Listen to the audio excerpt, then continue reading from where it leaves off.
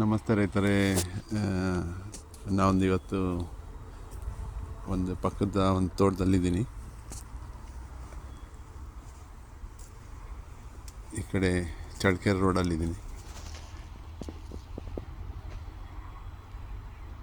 ಇಲ್ಲಿ ಸ್ವಲ್ಪ ಲವಣಾಂಶ ಜಾಸ್ತಿ ನೀರಲ್ಲಿ, ಹಾಗಾಗಿ ರೈತರು ಗಮನ ಹರಿಸಿ ಜೀವಾಮೃತ ಮಾಡೋದು ಒಳ್ಳೆಯದು. ಯಾಕಂತಂದರೆ pH ಬ್ಯಾಲೆನ್ಸ್ ಆಗಿಲ್ಲ ಅಂತಂದರೆ ನಮಗೆ ಅಡಿಕೆಗೆ ಬೇಕಾಗಿರೋಂಥ ಒಂದು pH 5.5 to 7 ರೇಂಜಲ್ಲಿ ಇರಬೇಕು. ಮಿನಿಮಮ್ 5.5 ಇರಬೇಕು. ಅದು ಅಸಿಟಿಕ್ ಫಾರ್ಮಲ್ಲಿ ಇರ್ತದೆ. ಹಾಗಾಗಿ ನಾವು ಸ್ವಲ್ಪ ಜೀವಾಮೃತ ಮಾಡೋದ್ರಿಂದ ಏನಾಗುತ್ತಪ್ಪ ಅಂತಂತಂದರೆ ನಮ್ಮ pH ಬ್ಯಾಲೆನ್ಸ್ ಬರುತ್ತೆ, ಮತ್ತು ಗಿಡಕ್ಕೆ ಒಂದು ರೈಟ್ pH ಸಿಕ್ಕಾಗ ನಾವು ಯಾವ ಪೋಷಕಾಂಶ ಕೊಟ್ಟರೂ ಅದು ಸರಿಯಾಗಿ ತಗೊಳಕ್ಕೆ ಒಂದು ಅನುಕೂಲ ಆಗ್ತದೆ. ಸೂಕ್ಷ್ಮಜೀವಿಯಿಂದನೇ ಅತಿ ಹೆಚ್ಚು ಕೆಲಸ ಆಗೋದು. ನಾವು ಯಾವ ಗೊಬ್ಬರ ಕೊಟ್ಟರು ಆ ಸೂಕ್ಷ್ಮಿ ಅದಕ್ಕೆ ತಿಂದು ಹೊರಗೆ ಹಾಕಿದಾಗೇ ಕರೆಕ್ಟಾಗಿ ಗೊಬ್ಬರ ತಗೊಳಕ್ಕೂ ಅನುಕೂಲ ಆಗ್ತದೆ. ಈ ನವಂಬರ್, ಡಿಸೆಂಬರ್, ಜನವರಿ, ಫೆಬ್ರವರಿ ಒಳಗೆ ನಾವು ಆದಷ್ಟು ಬೇಗನೆ ಸ್ವಲ್ಪ ಜೀವಾಮೃತ ಕೊಟ್ಕೊಂಡ್ರೆ ಒಳ್ಳೆಯದು. ಅದ್ರ ಜೊತೆಗೆ ನಾವು ಲಿಕ್ವಿಡಲ್ಲಿ ಮೈಕ್ರೋನ್ಯೂಟ್ರಿಯೆಂಟ್ಸ್ ಕೂಡ ಕೊಡೋದು ಒಂದು ಒಳ್ಳೆಯ ನಿರ್ಧಾರ ಆಗಿರ್ತದೆ.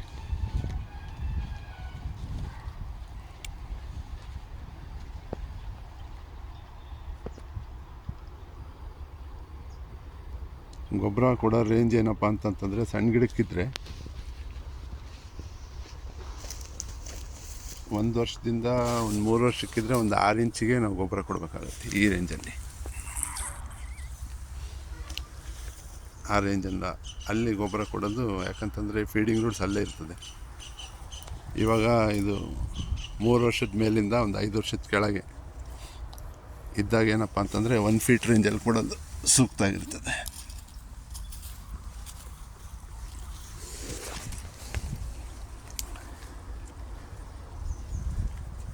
ಅಪ್ ಟು 10 ಇಯರ್ಸ್ವರೆಗೂ 1 ಫೀಟಿಗೆ ಕೊಟ್ಟರೆ ಸಾಕು. 15 ಇಯರ್ಸ್ ಅಂತಂತಂದರೆ ಇಲ್ಲಿ ಯಾವುದೂ ಇಲ್ಲ, ಬಟ್ ಫಾರ್ ಇನ್ಫಾರ್ಮೇಷನ್ನು ಮತ್ತು ಒಂದು ಮಾಹಿತಿಗೋಸ್ಕರ ಕೊಡ್ತಾಯಿದ್ದೀನಿ.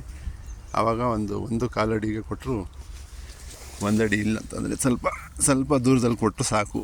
1ರಿಂದ 1.25 ಅಡಿ ರೇಂಜಲ್ಲಿ ನಾವು ಗೊಬ್ಬರ ಕೊಟ್ಟರೆ ಸೂಕ್ತ. 20 ವರ್ಷದ ಏನೋ ಗಿಡ ಇದ್ದರೆ ಬರಾಬರಿಯಾಗಿ ಒಂದು 2 ಫೀಟ್ ಕೊಡಬೇಕು. ಈ ಟೈಪಲ್ಲಿ ಸಣ್ಣ ಗಿಡಕ್ಕೆ 6 ಇಂಚಿಗೆ ಕೊಡೋದು. ಆಮೇಲೆ 5ರಿಂದ 10 ವರ್ಷಕ್ಕೆ 1 ಫೀಟ್ ರೇಂಜಲ್ಲಿ ಕೊಡೋದು. ಮತ್ತು 20 ವರ್ಷದ ಮೇಲೆ ಗಿಡ ಇದ್ದರೆ ಅದಕ್ಕೆ ನಿಯರ್ ಅಬೌಟ್ 2 ಫೀಟ್, ಇದು ಹತ್ರನೇ ಆಗಿರ್ಬೋದು, ಇಲ್ಲಿವರೆಗೂ ಕೊಡ್ಬೋದು. ಈ ರೇಂಜಲ್ಲಿ ಕೊಟ್ಟರೆ ಬೆಸ್ಟ್.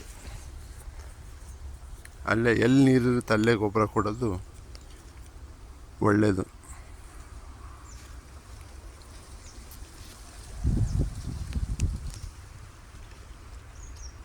ಇಷ್ಟು ಹೇಳ್ತಾ ನಾನು ಮಾತು ಮುಗಿಸ್ತೀನಿ. ಧನ್ಯವಾದಗಳು.